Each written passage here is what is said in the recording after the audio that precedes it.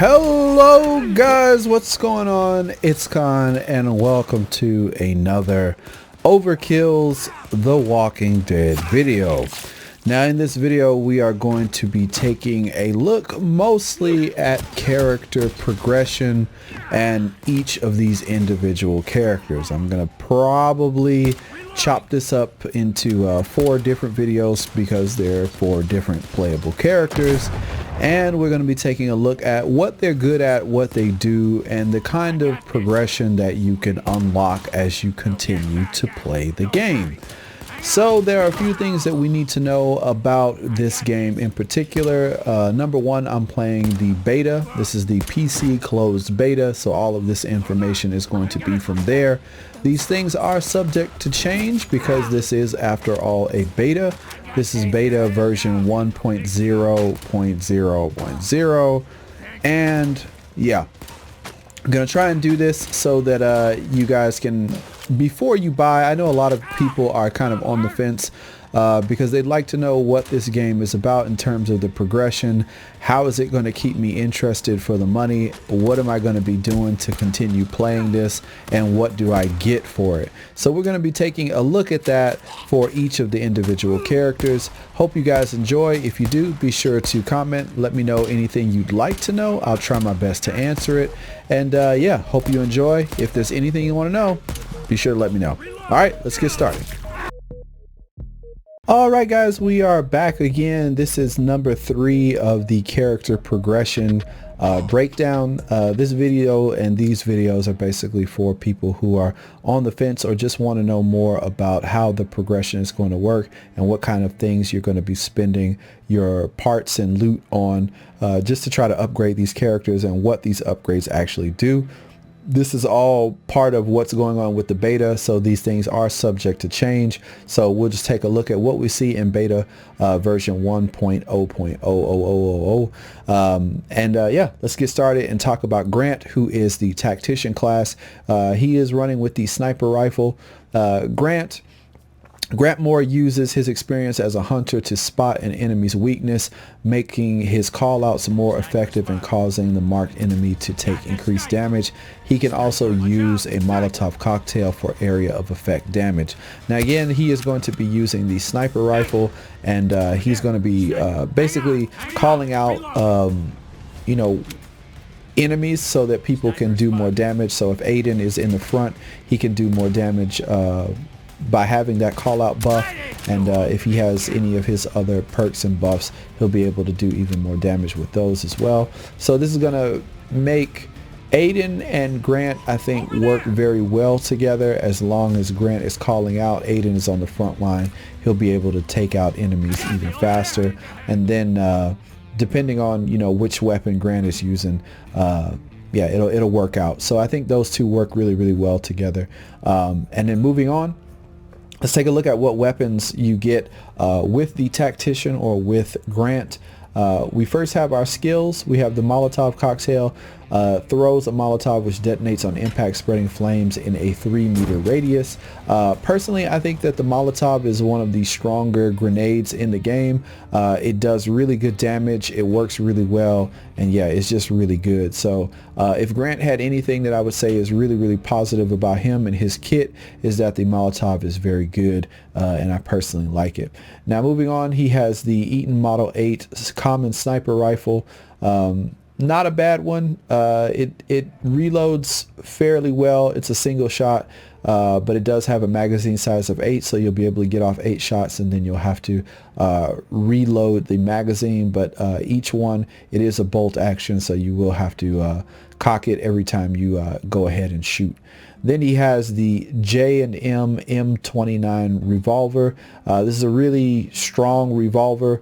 Does good damage. Most of the handguns in the game for a headshot will kill the zombies. So even with a revolver, this is going to be pretty good for things like the security zombies that have the helmet. It's going to work out pretty well. If you have a chance, well, if you're dealing with a bloater, you're probably going to want to use the sniper rifle because it'll get rid of them faster, and you should be away from it because if it gets close, it will explode and get gook all over your screen. So yeah, that's just that. Now moving on, we have for his melee weapon, he has the wooden quarterstaff. I didn't really find this to be my favorite of all of them. It doesn't really look all that cool, but it is what it is. Customizing. So let's move on to customizing. Looking at the outfits that we get, again, this is a first-person game, so you probably won't be seeing this, but at least your friends will be happy that you changed your skin up. So the original outfit looks like this. It's just a pretty drab colors, some blue jeans, dirty Scully. The Carnage one, usually the same as the original, but this one has blood on it. The bloody one looks pretty good. Then we have the Night Raid skin. This one is a darker color. I like this one better than the original personally. It looks nicer. Then we have the Eaton. The Eaton one's pretty good. I like the red buttons and I like the Eaton logo on the chest. Not too bad, but I still think the Night Raid one looks better than the Eaton. Then we have the Overkill one with the red shirt. Not bad. I wish I could kind of move over here to see what's on that patch, but we cannot 360 rotate these. And then we have the Oblivion Song skin, which is kind of like a medic. He's got like a medic patch, although he's not the medic, which doesn't make sense to me. And it looks like he's got these kind of like Vietnam kind of style colors. So maybe, you know, if he was old enough, yes, he could have been in Vietnam. I don't know. But anyway, so you have these, and this is probably, I would say probably one of the better looking skins for this guy. So I kind of like that. Moving on to the knives, nothing super amazing for the knives. The Overkill knife is about the same for everybody. That's a little fat knife. This is not a bad looking knife. This one is pretty clean. And then this one is the one that I think all of the characters have. I'm not too wowed by most of his knives. I don't think his knives are all that great. Flare guns, they're just flare guns. We're gonna leave that alone. Water bottle, running gag, I'll leave that alone. Okay, so moving on, we're talking about Grant. We're going to be looking at his skills. So the skills that he has, because he is in the Tactician's class. Before I do that, I should talk about the camps. So looking at which one we're going to be using for the Tactician will more likely be the range. The range is the ideal area of the camp for Tactician class characters and survivors, giving them plenty of space to sharpen their skills. Now with the range, this is going to unlock the abilities for the survivor, or for the Tactician survivor in their tree. So you'll have to unlock this, unlock this, unlock this to get into some of the higher skills for this Tactician class. Well, what you can get with the range that is going to be beneficial is the tactical or Tactician survivor. Sorry about that. And then we have experience is increased by 10% if you have a Tactician. This one is going to increase experience by 20%, and then this one increases the amount of time available in the prep phase of defense missions by 10 seconds. So not really the most, I'm not super drawn into like wanting to hurry up and get this just to have 10 seconds more of prep time. Maybe in the higher or harder missions it could be useful, but 10 seconds doesn't really seem like a lot, so I'm not all that impressed by that. We have the workstation. The workstation decreases camp ammo box cooldown by 5 seconds. Now this could be pretty good so that everybody can get ammo. I would rather spend my parts on this upgrade tree than this one actually. Maybe these two first and then move on to these, or switch between the two. Getting more ammo, this will get the cooldown by 5 seconds. This one, the crafting box cooldown by 5 seconds, and then this one increases the number of available fortifications during camp defense by 1. Then you have tools, enables you to cut through various obstacles. This is going to be probably for some of the more story-based missions and not really the base defense ones. And that's what you should be aiming for if you're going to be maining the Tactician. Try to get the range unlocked so that you can start working on some of the Tacticians more, the stronger I guess I'm losing my mind, skills. All right, so that's that, and then we're going to move back over to characters, and then we're going to go to skills, And then from here we can take a look at Grant's skills. And these are his personal skills. That we have the Molotov. Again, I think the Molotov is one of the better grenades, if not the best grenade in my opinion. We have Ignite, slows enemies burn by 50%. Level 2, the radius is increased by 1 meter. Level 3, the duration of the burn is 1.5 seconds. Level 4, increases damage by 40%. That's pretty good. Then you have the Blast Zone. Molotov explodes on impact, dealing 50 damage within 2 meters. Then you have Ring of Fire, increases the radius by another meter, increases the initial explosion damage by 50%. So increases that damage by 50%. If you have this burning or increases damage per second by 40%, and then you have something like this, increases the explosion by itself by 50%, and then you have staggers all enemies caught in the explosion radius, and then of course the mastery lets you use the Molotov for all of the characters. Now, Marked for Death, this is going to be Grant's kind of call out thing. So think of Battlefield, where you would spot enemies. It's going to be something similar to that, but in this game you're going to spot and then do more damage, or the other people on your team will also be able to do more damage. If you play the Division, think of like Sentry's Call kind of marking, but you don't have to actually hit anything. You just get that to go. So first we have Prey, increases the maximum number of targets that can be affected by Marked for Death. Level 2, increases damage dealt to enemies affected by 20%.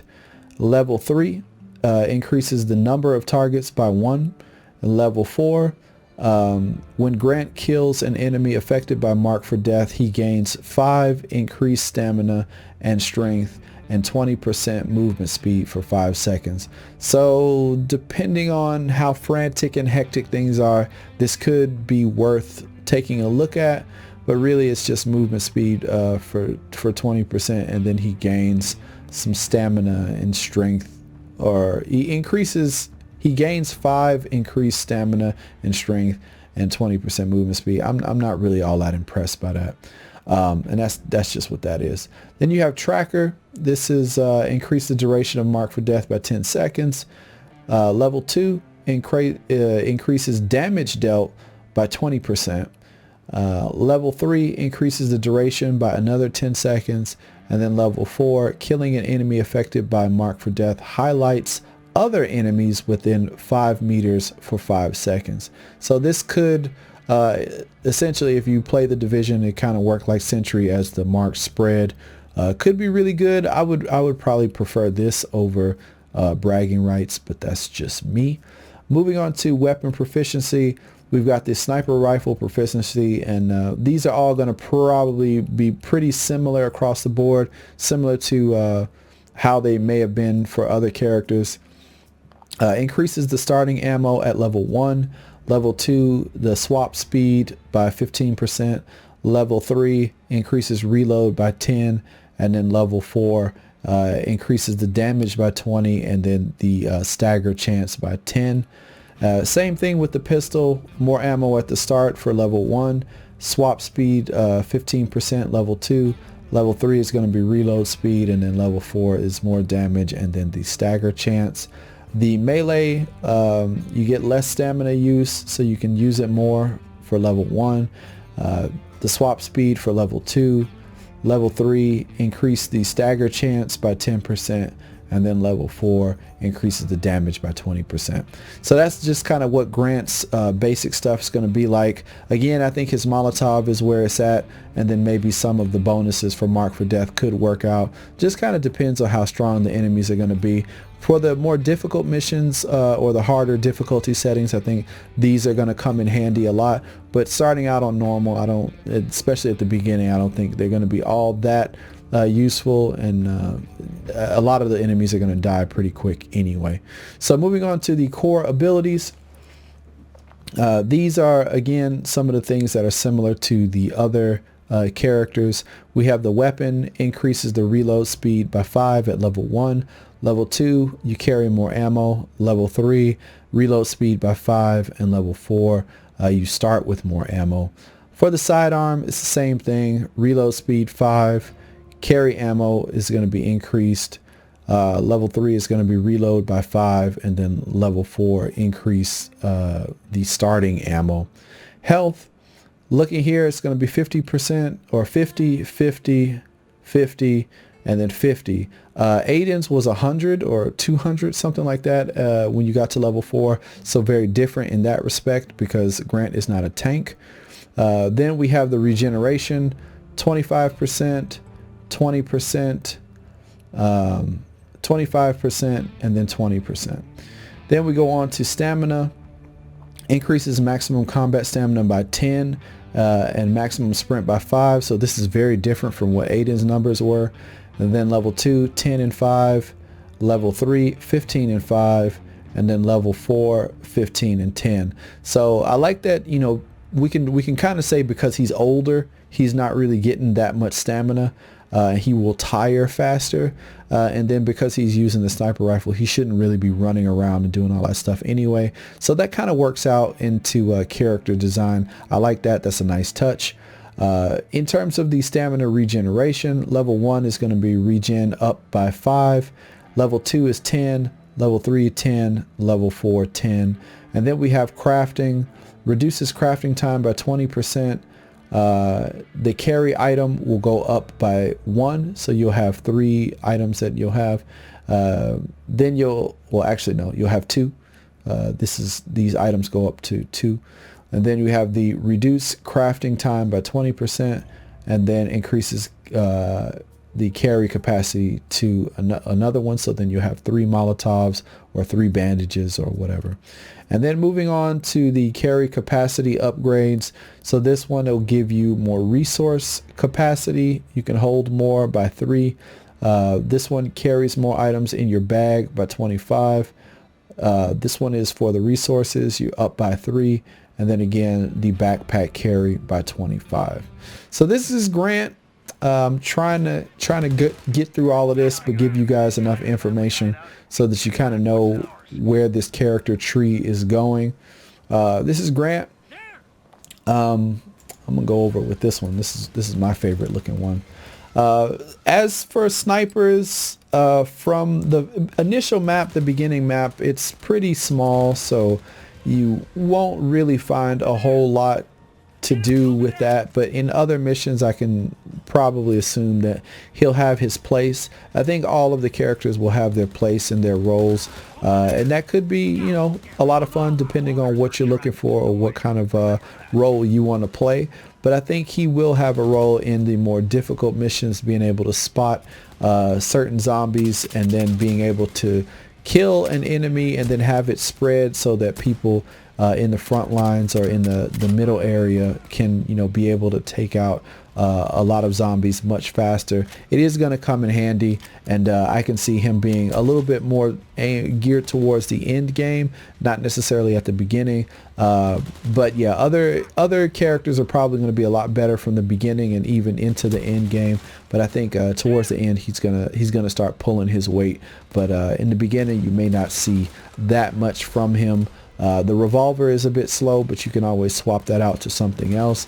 The sniper rifle, not really the fastest thing. Hopefully there's something that'll be able to hold more rounds so that you can keep shooting, but we'll see how all of that goes and what kind of new weapons they add to the game as it gets closer to launch. And that is pretty much going to do it for Grant, and that's going to do it for me. Hope you guys are enjoying. This is information about beta 1.000, and yeah, that's it. If you guys have any questions, comments, leave them down below. Anything you'd like to see or hear, or any information you'd like to know about this game, ask me. I will try my best to give you this information if I can, or look into it. And again, your suggestions, if they are in comment form, maybe Overkill will take a look at it and maybe think about implementing it. So if you have any kind of comments or questions, then definitely leave them down below and we can talk about it and discuss it. Let me know if you guys are hyped for this game. I'm enjoying it. I'm not hating on it. I'm having fun. Hopefully we'll get some more of the homies together and be able to play it and see how it is. It is a very crazy game, and it does get wild when those zombies start pouring in and you do have to work together. So with all of that being said, hope you guys enjoyed it. We got one more of these to do, and until then, I'm Khan, and I'll catch you in the next one. Take it easy. Peace. Khan.